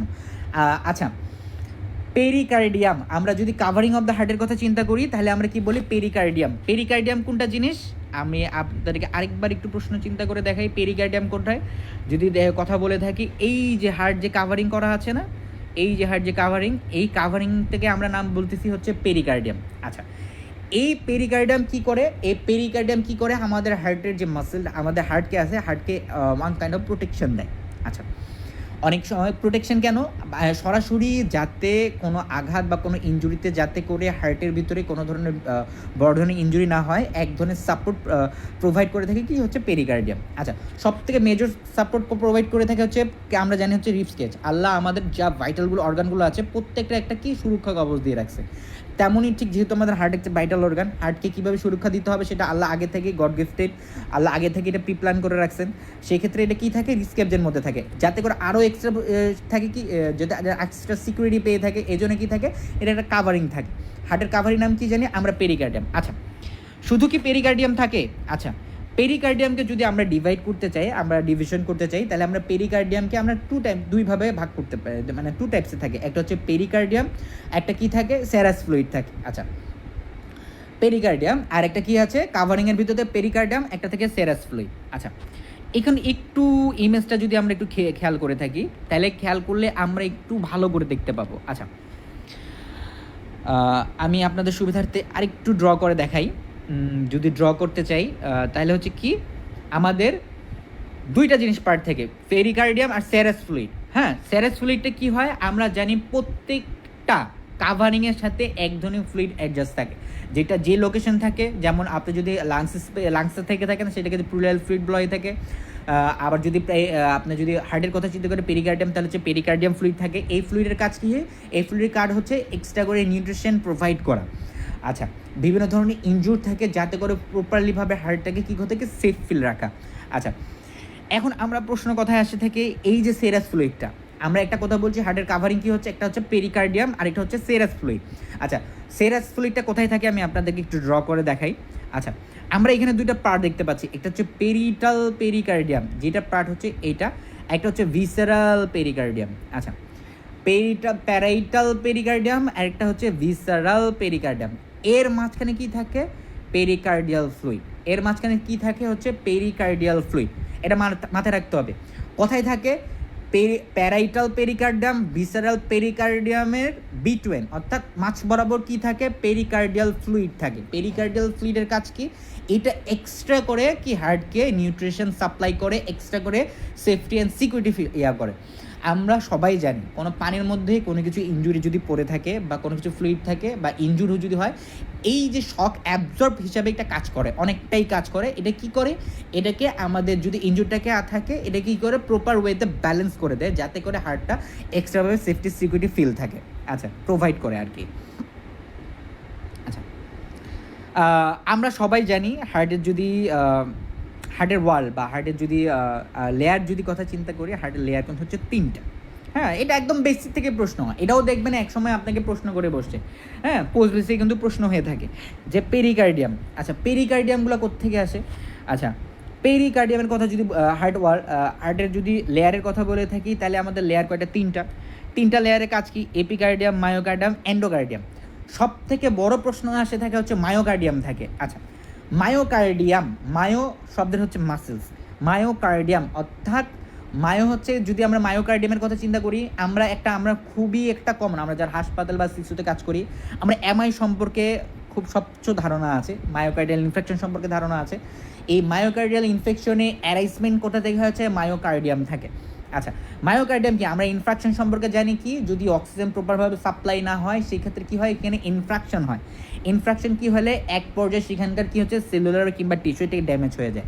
অর্থাৎ মায়োকার্ডিয়ামে যে সেলস থাকে, টিস্যু থাকে, এটা প্রপার নিউট্রিশন, প্রপার অক্সিজেন সাপ্লাইয়ের কারণে এটা কী হয়? এটা ড্যামেজ হয়ে যায়। তখন এই কন্ডিশনটাকে আমরা কি বলে থাকি? Myocardial infection. এটা কোথায় হয়? মায়োকার্ডিয়াম হয়। এটা হচ্ছে আপনার 2023 সালের একটা প্রশ্ন। এমআই কোন স্টেজে হয়, কোন ওয়ালে হয়ে থাকে? এমআই কোন ওয়ালে হয়ে থাকে? এমআই হচ্ছে মায়োকার্ডিয়ামে হয়ে থাকে। আচ্ছা, এই প্রশ্নটা 2023 সালে আসা একটা প্রশ্ন, যে প্রশ্ন আসছিল যে এমআই কোথায় হয়? এমআই হয় হচ্ছে মায়োকার্ডিয়ামে। আচ্ছা, আমরা হার্টের চেম্বার তো জানি, খুব ইজিলি বললেও হয়। 2025 সালে চেম্বারস অফ হার্ট কয়টা? হিউম্যান হার্ট চেম্বারস বলছে how many chambers of human heart. তো এটা আসছিল 4টা, খুব কমন প্রশ্ন, সিবিডি থেকে আসা প্রশ্ন 2025 সালের। আমরা সবাই জানি হচ্ছে 4টা।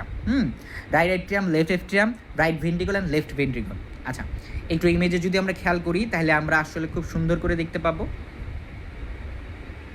আচ্ছা, ড্র যদি করি, সেক্ষেত্রে কি? Right atrium, left atrium, right ventricle, left ventricle, এই 4টা চেম্বার হচ্ছে 4টা। এটাকে যদি একটু ডিভাইড করি হচ্ছে রাইট লেফট, রাইট লেফট, আমাদের কটা হচ্ছে? 4টা। আচ্ছা, এখানে কি থাকে? B2 দ্বারা মাঝখানে কি থাকে আপনাদের সুবিধার্থে আমি একটু করে দিই, খুব সুন্দর একটা জিনিস। আমাদের কিন্তু ভালভ থাকে, অর্থাৎ রাইট এট্রিয়াম এবং রাইট ভেন্ট্রিকল এর মাঝখানে কি থাকে, ভালভ থাকে, এর মাঝখানে ভালভ থাকে। আচ্ছা, ভালভ থাকে, ভালভের কাজ কি আমরা সবাই জানি, ভালভের কাজ হচ্ছে যে কোনো ফ্লো একদিকে ওয়ান ডাইরেকশনকে নিয়ন্ত্রণ করা, অর্থাৎ ওয়ান ডাইরেকশন দিকে কোনো দিকে ফ্লো, অর্থাৎ ডাইরেকশন একদিকে ফ্লো করা। আচ্ছা, হার্ট ভালভের কাজ, হার্ট ভালভের না, যে কোনো ভালভের কাজ হচ্ছে ডাইরেকশনটাকে একদিকে ডাইরেকশন করা, অর্থাৎ যদি এটা ওয়ান ডাইরেকশন হয়ে থাকে সেটা শুধু ওয়ান ডাইরেকশনে ফ্লো করা। হ্যাঁ, আচ্ছা, ওয়ান ডাইরেকশন যদি ফলো হয় তাহলে এই ক্ষেত্রে আমরা বলে থাকি আমাদের হার্টের ভালভ কয়টা, আমাদের হার্টের ভালভ হচ্ছে 4টা। একটা হচ্ছে এট্রিওভেন্ট্রিকুলার ভালভ। এট্রিওভেন্ট্রিকুলার ভালভ এই নামটা দেওয়ার কারণ হচ্ছে এট্রিওভেন্ট্রিকুলার ভালভ হচ্ছে 2টা, একটা হচ্ছে বাইকাস্পিড আর ট্রাইকাস্পিড। আচ্ছা, বাইকাস্পিড মানে হচ্ছে এখানে 3টা ছিদ্র মানে কপাটিকা থাকে, এবং বাইকাস্পিড মানে হচ্ছে 2টা কপাটিকা থাকে, অর্থাৎ 2টা। অর্থাৎ যদি আমরা বাংলা ভাষা বলে থাকি এখানে 3টা ছিদ্র থাকে, আর বাইকাস্পিড হচ্ছে 2টা ছিদ্র থাকে, এই জন্য একটা নাম হচ্ছে ট্রাইকাস্পিড, একটার নাম হচ্ছে বাইকাস্পিড। আচ্ছা, এটার লোকেশনটা বারবার প্রশ্ন আসে, বারবার পরীক্ষা আসে, এই লোকেশন কোথায়। এট্রিওভেন্ট্রিকুলার ভালভ, আগে বলে রাখি এট্রিওভেন্ট্রিকুলার ভালভ এর নামকরণের কারণ হচ্ছে কারণ এর অবস্থান, এর অ্যালোকেশন শুধুমাত্র কী হবে, এট্রিয়াম এবং ভেন্ট্রিকুলার মাঝখানে, এট্রিয়াম এবং ভেন্ট্রিকুলার মাঝখানে, দ্যাটস ওয়াই এর নাম হচ্ছে এট্রিওভেন্ট্রিকুলার ভালভ। এট্রিওভেন্ট্রিকুলার ভালভ অর্থাৎ এভি ভালভ, এট্রিওভেন্ট্রিকুলার ভালভ কেন বলা হচ্ছে, অর্থাৎ এগুলো হচ্ছে কি ভেন্ট্রিকল, অর্থাৎ এট্রিয়াম এবং ভেন্ট্রিকুলের মাঝখানে বরাবর থাকবে, এট্রিয়াম এবং ভেন্ট্রিকুলের মাঝ বরাবর থাকবে। এই জিনিসগুলো আপনাদেরকে মাথায় রাখতে হবে, এটা একদম খুব বেসিক প্রশ্ন, এইগুলো থেকে আপনারা প্রশ্ন পাবেন। হ্যাঁ, এগুলো থেকে বেসিক থেকে প্রশ্ন পাবেন, কারণ এগুলো সম্পর্কে ধারণা যত ক্লিয়ার হবে, যতভাবে আপনি স্পেসিফিক ধারণা ক্লিয়ার থাকবে, তত বেশি আপনার কি হবে, আপনার কনফিডেন্স লেভেল বুস্ট হবে, তত বেশি আপনি কেস অ্যানালিসিস করতে পারবেন, কারণ পরীক্ষা হলে কেস স্টাডি টাইপস কোশ্চেন আসবে, তত বেশি কেস অ্যানালিসিস করতে পারবেন। আচ্ছা, এখন ভালভের কাজকে আমরা জানি ওয়ান ডাইরেকশন ফিল আপ করা, অর্থাৎ যে কোনো ধরনের ওয়ান ডাইরেকশনে ফিল আপ করা। এখন আমি যদি বলি, আমরা জানি সর্বত, আমরা সবাই জানি, আমরা এই বিষয়ে সবাই অবগত, জাস্ট আমি একটু রিভিউ করতেছি। আমরা জানি কি হয়, রাইট এট্রিয়াম থেকে ব্লাড কি হয়, রাইট এট্রিয়াম থেকে ব্লাড কী হয়, রাইট ভেন্ট্রিকুলে যায়, লেফট এট্রিয়াম থেকে ব্লাড কী হয়, লেফট ভেন্ট্রিকুলে যায়। এখন যদি কোনো কারণে ব্লাড কি হয়, রাইট ভেন্ট্রিকল থেকে রাইট এট্রিয়ামের দিকে ফ্লো করে, তখন আমরা কি বলি যে বারবার প্যাথোলজিক্যাল কন্ডিশন আছে, অ্যাবনর্মাল কন্ডিশন হচ্ছে, অর্থাৎ কারণ এটা ব্যাক ফ্লো করতেছে, তখন একটা কি হার্টের কন্ডিশন হয়। যদি হার্টের কোনো ধরনের হার্ট বাল্ব বা কোনো রকম কমপ্লিকেশন হয়ে থাকে, তখন আমরা কীভাবে সাউন্ড করতে পারি, হার্টের একটা কমপ্লিকেশন মারমার একটা সাউন্ড হয়, এই মারমার সাউন্ড দিয়ে আমরা হার্টকে আইডেন্টিফাই করতে পারি যে এখানে অর্থাৎ হার্টের কোনো ধরনের প্যাথোলজিক্যাল কন্ডিশন আছে বা কোনো রকম প্যাথোলজিক্যাল কন্ডিশন অ্যারাইজ করতেছে। আচ্ছা, সেমিনোনাল ভালভ হচ্ছে 2টা, একটা হচ্ছে এওরিটিক ভালভ, একটা হচ্ছে পালমোনারি ভালভ। আচ্ছা, এওরিটিক ভালভ কোথায় থাকে, পালমোনারি ভালভ কই থাকে, এটা আমরা ইন ডিটেলস বা এই কার্ডিওভাস্কুলার সম্পর্কে ইন ডিটেলস আমরা পেইড বেজে আলোচনা করব, কীভাবে এর ফাংশনগুলো কাজ করে, কোন ফাংশনে যদি আপনার কোনো ধরনের সমস্যা হয় এটাকে কোন স্টেজে আমরা কি বলবো বা কিভাবে আসবে প্রশ্নগুলো, এটা আমরা পেইড বেজে এই বিষয়ে বিস্তারিত আলোচনা করব। আজকে যেহেতু জাস্ট একটু ডেমো ক্লাস নিচ্ছি বা আমাদের পেইড বেসের ক্লাসগুলো কেমন হতে পারে, সেক্ষেত্রে আমরা আপনাদেরকে একটু জাস্ট আমরা ধারণা দিচ্ছি। আচ্ছা, আরেকটা প্রশ্ন আসে, খুব কমন একটা প্রশ্ন, প্রত্যেক চাকরি পরীক্ষা বলেন, প্রত্যেকটা নিয়োগের পরীক্ষা বলেন, যে কোনো পরীক্ষা বলেন, যে আমাদের বডিতে সবথেকে লংগেস্ট আর্টারি কোনটা। আমাদেরকে যদি প্রশ্ন করা হয় আমাদের বডিতে সবথেকে লংগেস্ট আর্টারি কোনটা, সেক্ষেত্রে আমরা বলে থাকি আমাদের এওর্টা। এই প্রশ্ন ভুল করা যাবে না, হ্যাঁ, এওর্টা। হ্যাঁ, এই এওর্টা দিয়ে আমাদের ফুল বডিতে ব্লাড সাপ্লাই হয়, হ্যাঁ। আমরা যদি সব থেকে বলে থাকি আমাদের সব থেকে কোন বডিতে ব্লাড সাপ্লাই হয়, কী দিয়ে ব্লাড সাপ্লাই হয়, সব থেকে বড় আর্টারি কোনটা, এওর্টা। আচ্ছা, এখন এই ইমেজটা শো করার পিছনে কারণ হচ্ছে, শোনেন, যখন আপনি পড়াশোনা করবেন তখন আপনার ইমেজ, অর্থাৎ আপনার একটা ডায়াগ্রাম সম্পর্কে যত বেশি ক্লিয়ার ধারণা থাকবে, তত বেশি আপনার নলেজ ইমপ্রুভ হবে। হ্যাঁ, এখানে যেটা হার্টের ডায়াগ্রামটা আছে, এই ডায়াগ্রামটা আপনাদেরকে অনুরোধ করে বলবো যে বারবার এই হার্টের ডায়াগ্রামটা ডেলি একবার হলেও দেখবেন। শুধু পরীক্ষার জন্য না, আপনার বেসিক ক্লিয়ার করার জন্য বলেন, আপনার ডেলি লাইফের কথা বলেন, ওয়ার্ডের কাজ করার কথা বলেন, যে কোনো ক্ষেত্রে কথা বলেন, আপনার এই ডায়াগ্রাম আপনার মানে লাইফ মানে আপনার ডেলি লাইফে যে কত ইম্পর্টেন্ট হবে, আপনার এই কেয়ার সার্ভিস লাইফে যে কত ভাইটাল একটা রোল প্লে করবে, সেটা আপনি নিজেই অ্যানালাইসিস করতে পারবেন। আচ্ছা, এগুলো অলরেডি বলে ফেলছি। আচ্ছা, একটা জিনিস না বললে হয়, দুইটা জিনিস সম্পর্কে আমরা খুব বেশি ধারণা আমাদেরকে থাকতে হবে। একটা হচ্ছে স্টেনোসিস, হ্যাঁ, স্টেনোসিস অ্যান্ড রিগার্জিটেশন। এই জিনিসের সম্পর্কে আমাদের খুব ভালোভাবে কমপ্লিটভাবে আমাদেরকে ধারণা থাকতে হবে, কোনটা কোন স্টেজে আমরা স্টেনোসিস বলবো আর কোনটাকে আমরা অর্থাৎ কি বলবো, কোনটাকে আমরা রিগার্জিটেশন বলবো, কোন কন্ডিশনটাকে। আচ্ছা, যদি কোনো কারণে, আমি বারবার বলছি, যদি কারণে হার্টের প্যাথোলজি অ্যারাইজ করে থাকে, যদি কোনো কারণে হার্টের প্যাথোলজি অ্যারাইজ করে, তাহলে এই কন্ডিশনটা কি হয়, একটা আমরা স্টেথোস্কোপ দিয়ে আমরা একটা হার্টের সাউন্ড পেয়ে থাকি। এটাকে, এই সাউন্ডটাকে আমরা কি বলি, MUR মার একটা শব্দ আমরা শুনতে পাই স্টেথোস্কোপ দিয়ে। আচ্ছা, এই শব্দটাকে শুনতে পাই, এটা কেন হয়, যদি ডাইরেকশনটা অর্থাৎ ভালভের ডাইরেকশন দিয়ে যদি অ্যাবনর্মালিটি হয়, তখন এই অ্যাবনর্মালিটি স্টেজটাকে, অর্থাৎ যদি রাইট এট্রিয়াম থেকে রাইট ভেন্ট্রিকুলে না যায়, রাইট ভেন্ট্রিকল থেকে যদি রাইট এট্রিয়ামে ব্লাড সাপ্লাই হয়, তাহলে আমরা এইটাকে বলতেছি আমরা কি, ব্যাকফ্লো। এই ব্যাকফ্লোকে আমরা বলি কি, রিগার্জিটেশন। এই বারবার এই প্রশ্নটা আসে, রিগার্জিটেশন কি। আর স্টেনোসিস হচ্ছে কি, ভার্বে যেই ভার্ব যেটা আছে, এটা যদি আপনার ন্যারো হয়ে যায়, তখন এই কন্ডিশন কি হয়, যে এই ভালভের যে এটা কি হয়, ওয়ার্কলোড বেড়ে যায়, তখন হার্ট কী হয়, প্রপারলিভাবে কী হয়, চেম্বার থেকে হার্ট ব্লাডগুলো ঠিকভাবে পাস হতে পারে না, তখন এই কন্ডিশনটাকে আমরা কি বলি, স্টেনোসিস। আচ্ছা, এই কন্ডিশনটাকে আমরা কি বলে থাকি, এই কন্ডিশনে আমরা কি বলি, ভালভ রিপেয়ার বা কিংবা রিপ্লেসমেন্ট আমাদের দরকার পড়ে থাকে। আচ্ছা, অ্যাওটা আমরা প্রথমেই বলে রাখছি, অ্যাওটা কি হচ্ছে আমাদের ফুল বডিতে ব্লাড সাপ্লাই হয়ে থাকে। আমরা পালমোনারি আর্টারিজ জানি, পালমোনারি কোনো শব্দের শুরুতে যদি কোনো রকম পালমোনারি থেকে থাকে, আমি সবসময়ই বলে থাকি পালমোনারি, হ্যাঁ, এই পালমোনারি আর্টারি, পালমোনারি ভেইন আমরা এই পরীক্ষায় সবসময় গুলিয়ে ফেলি যে পালমোনারি আর্টারি, পালমোনারি ভেইন। যেহেতু আমরা মেজর যেটা মিস্টেক করি, সেটা কী করি, আমরা এখানে আর্টারি দেখাই, হ্যাঁ, আমরা এখানে কি দেখাই, আমরা এখানে আর্টারি দেখাই। এখন আর্টারি দেখিয়ে আমরা বলি আর্টারির কাজটা হচ্ছে অক্সিজেন সাপ্লাই করা, কিন্তু এখানে যখন আপনার পালমোনারি শব্দটা থাকবে আপনার প্রশ্নে, তখন এটার কাজ কী হবে, এটার কাজ পুরোপুরি অপোজিট হয়ে যাবে। অর্থাৎ পালমোনারি আর্টারির কাজ হবে পুরোপুরি ডিঅক্সিজেনেটেড ব্লাড সাপ্লাই করা, অর্থাৎ কার্বন ডাইঅক্সাইড যুক্ত ব্লাড সাপ্লাই করা। আচ্ছা, পালমোনারি ভেইনটাও সেম, যখন কোনো শব্দে ভেইনের কাজকে আমরা জানি ডিঅক্সিজেনেট ব্লাড ক্যারি করা। আচ্ছা, যখন কোনো শব্দের সামনে পালমোনারি শব্দ থাকবে, তখন তার শব্দ হচ্ছে কি, অর্থাৎ অক্সিজেনেটেড ব্লাড সাপ্লাই করা।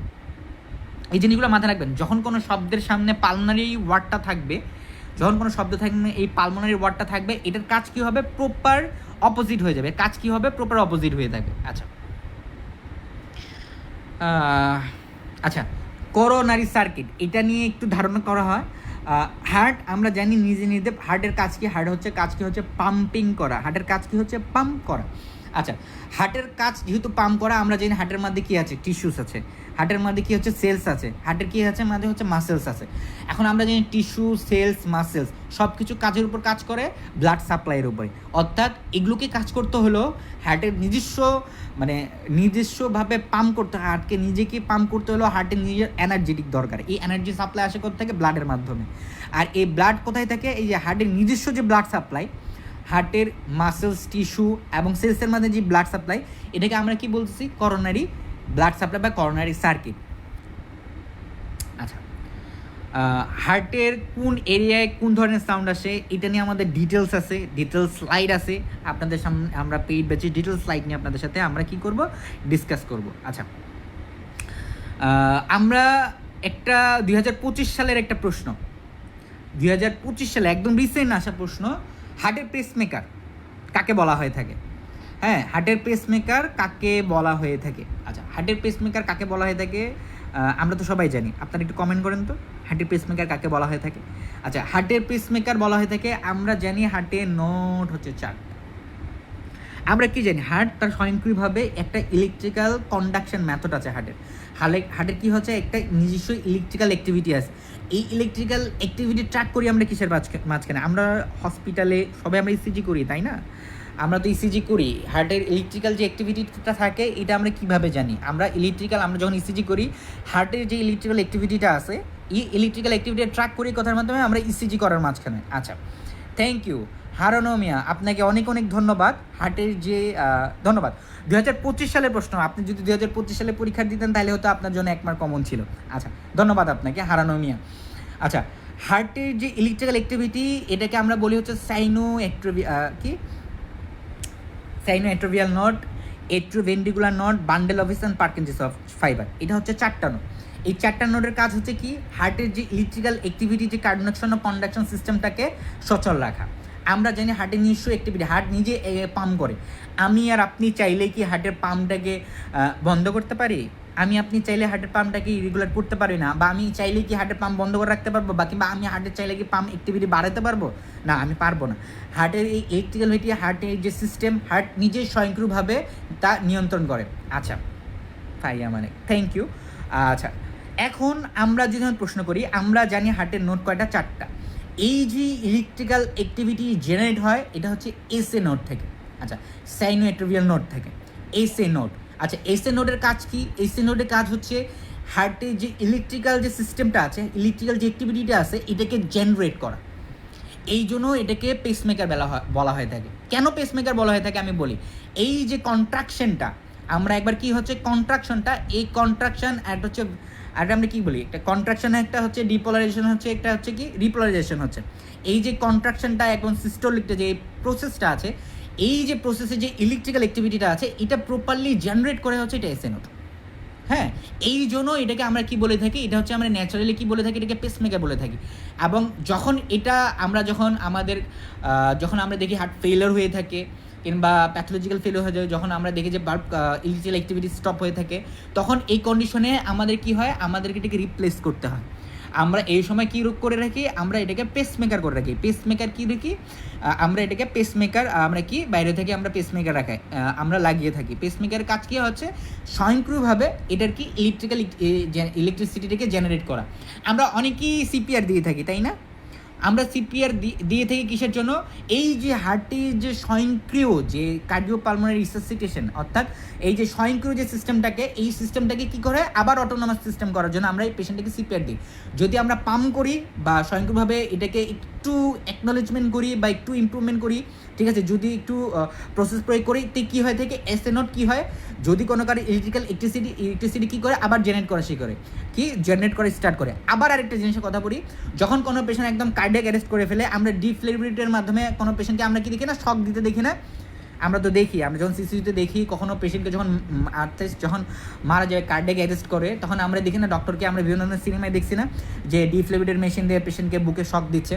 এই শক দেওয়ার পিছনে কী হচ্ছে, এসএ নোডটাকে জেনারেট করা। এসএ নোডটাকে কী করে, জেনারেট করে। এসএ নোড জেনারেট কী হয়, কী হবে, ইলেকট্রিক্যাল পালসটাকে ইমপ্রুভ করবে, ইলেকট্রিসিটি জেনারেট করবে। ইলেকট্রিসিটি জেনারেট করলে কী হবে, এই যে হার্টের যে কন্ডাকশন যে সিস্টেমটা আছে এটা কী হবে, নতুনভাবে জেনারেট হবে। অর্থাৎ জেনারেট হবে, অর্থাৎ যদি এটা জেনারেট হয় তাহলে কী হবে, হার্টের পাম্পিং সিস্টেমটা কী হবে, রিস্টোর হবে, হার্টের পাম্পিং সিস্টেমটা রিস্টোর হবে। আচ্ছা, আমরা নোট কয়টা একটু মাথায় রাখতে হবে। আমাদের হার্টের নোট হচ্ছে 4টা: SA node, AV node, atrioventricular bundle of branches and Parkinson's fibre. আচ্ছা, এগুলো সম্পর্কে ডিটেলস আমরা আমাদের পেইড বেচে আলোচনা করব, যেহেতু আজকে সময় সংকীর্ণ কম, অনেকটা সময় নিয়ে ফেলছি আপনাদের। আচ্ছা, আরেকটা প্রশ্ন হচ্ছে কি, যেই প্রশ্ন নিয়ে একদম কমন প্রশ্ন হয়, একটা সময় নিয়ে বারবার প্রশ্ন হয় যে কার্ডিয়াক সাইকেলটা কত সময়ের মাঝখানে এটা শেষ হয়। আচ্ছা, কার্ডিয়াক সাইকেল, একটা হার্টে একবার ব্লাড ঢুকতেছে, এন্ট্রি নিচ্ছে, একবার ব্লাড বের হচ্ছে, এই পুরো সিস্টেমটা কমপ্লিট করতে, পুরো প্রসেসটা কমপ্লিট করতে হার্টের কতটুকু সময় লাগে?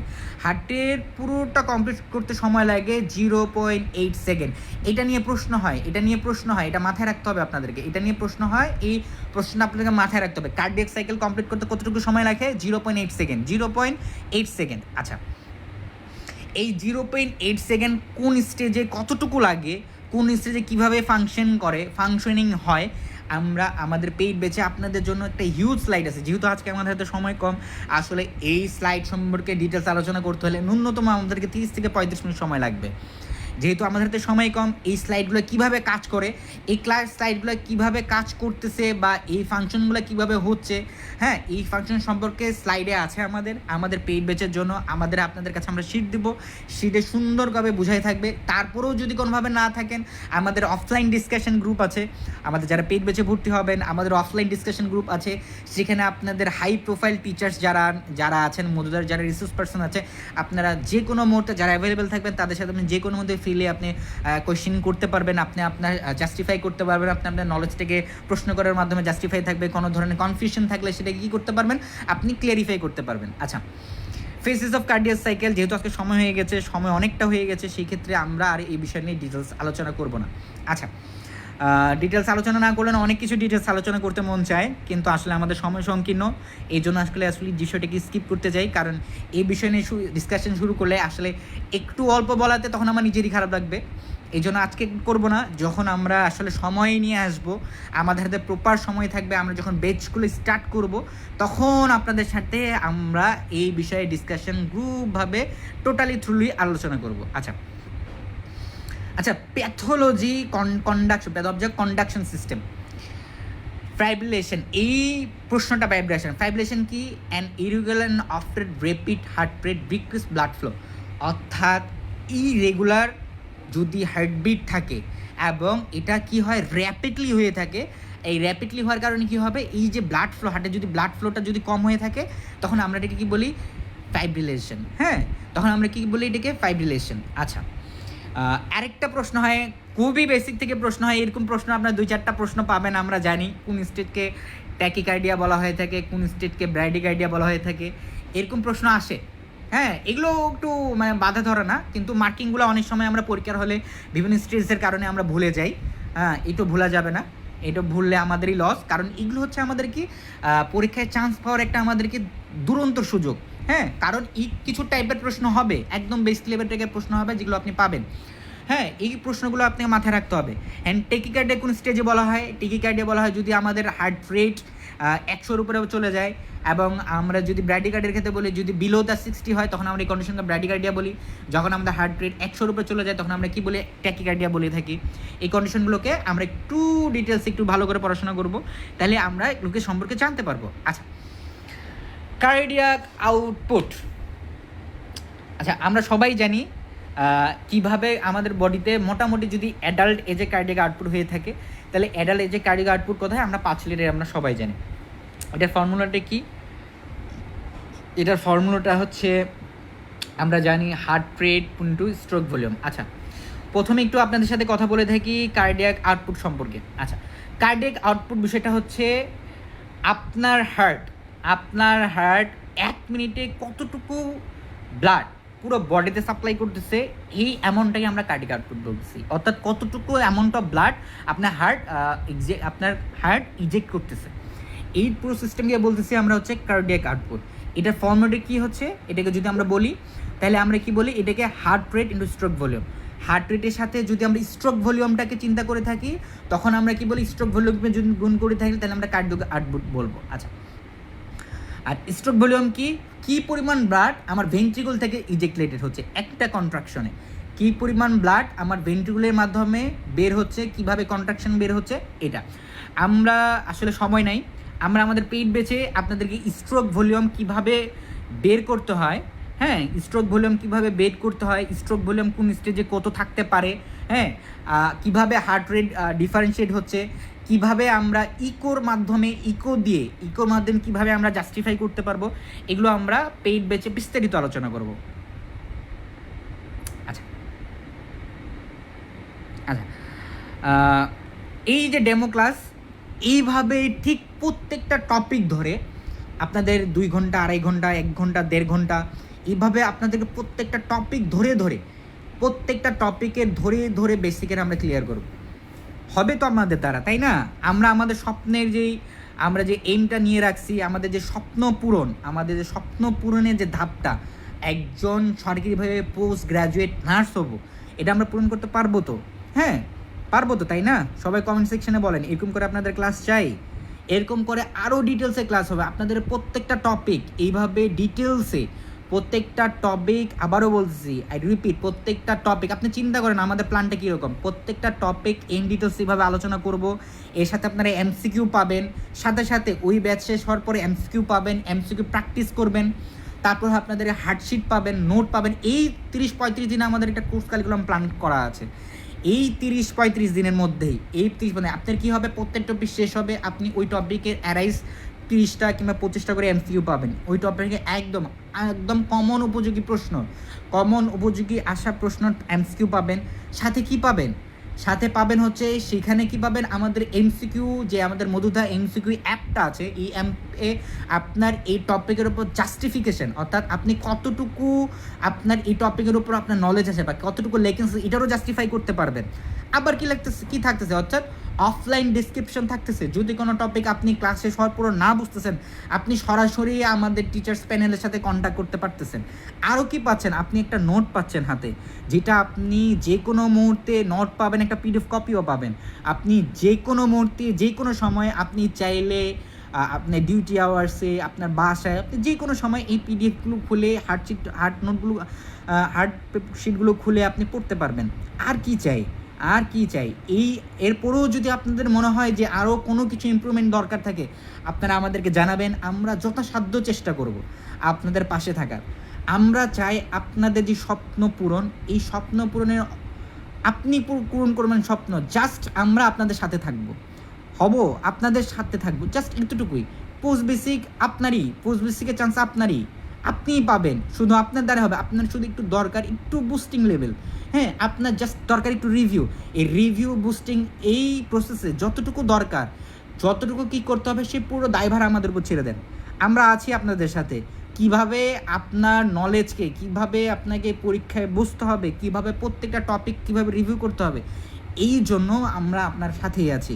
কিভাবে করতে হবে, কিভাবে আগাতে হবে, এগুলো সম্পূর্ণভাবে আপনাদের সাথে কথা বলা হবে, আপনাদের সাথে আমরা কোর্সে ডিটেল করব। আচ্ছা, আপনারা কিভাবে চান, আপনারা চান আরও এইভাবে কিছু আমাদের ডেমো ক্লাস হোক, আমরা আরও এইভাবে আপনাদের সাথে ক্লাস নেই, ঠিক আছে? আমরা পেইড বেচে আপনাদের সাথে আরও রিভিউ করি, হ্যাঁ, আমরা আপনাদের আরও কিছু যদি আমাদের মনে হয় যে এখানে আপনারা যদি মনে করেন যে হ্যাঁ ভাইয়া, যে আরও কিছু সিস্টেম অ্যাড করলে বা আরও কিছু ইনফরমেশন অ্যাড করলে আমাদের জন্য সুবিধা হয়, আপনারা চাইলে আমাদের কমেন্ট সেকশনে করতে পারেন। আবারও বলে দেখি, মধুধার সিজন 3 আমাদের পোস্ট বেসিকের সেশন, হ্যাঁ, খুবই লাস্ট আওয়ার। আমরা খুবই একটা আপনাদের সাথে আছি, আপনাদের পাশে আছি, আপনাদের কোর্স কারিকুলাম আমাদের সাথেই, আপনাদের পাশেই আছে, আপনাদের স্বপ্ন পূরণের পাশেই আছি। এখন আপনার কি মনে হয় যে এভাবে ক্লাস আরও দরকার? আপনাদের কমেন্ট সেকশন করেন, আপনাদের ক্লাসকে এইভাবে আরও দরকার। আমাদের আরও ফ্রি ক্লাস থাকবে আপনাদের জন্য। আমরা এই এক ক্লাস শেষ করতেছি না, আপনাদের ফান্ডামেন্টাল টপিক্সের উপর ক্লাস থাকবে, রিসার্চের উপর ফ্রি ক্লাস থাকবে, আপনাদের ক্লাস টপিক থাকবে, আপনি এগুলো নিয়ে ক্লাস করতে পারবেন। আচ্ছা, প্রায় মোটামুটি 30+ সেশন, আপনি চিন্তা করতেছেন এই 30+ সেশনে আপনি কী পরিমাণ আমরা রিভিউ করতে পারবো। আচ্ছা, আপনাদের এরকম কি ক্লাস আরও চাই, এরকম ফ্রি ক্লাস কি আরও চাই? কমেন্ট সেকশনে কমেন্ট করে দেখি কার কার কমেন্ট দরকার।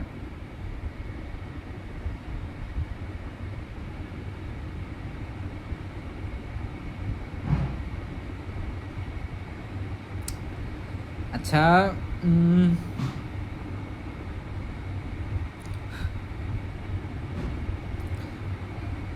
Thank you Jolly Khatun, thank you আপনাকে। ইনশাল্লাহ আমাদের আরও ক্লাস হবে, ফ্রি ক্লাস, আপনারা free class, free demo class করতে পারবেন। আপনাদের জন্য, আপনাদের সাথেই আমরা আছি।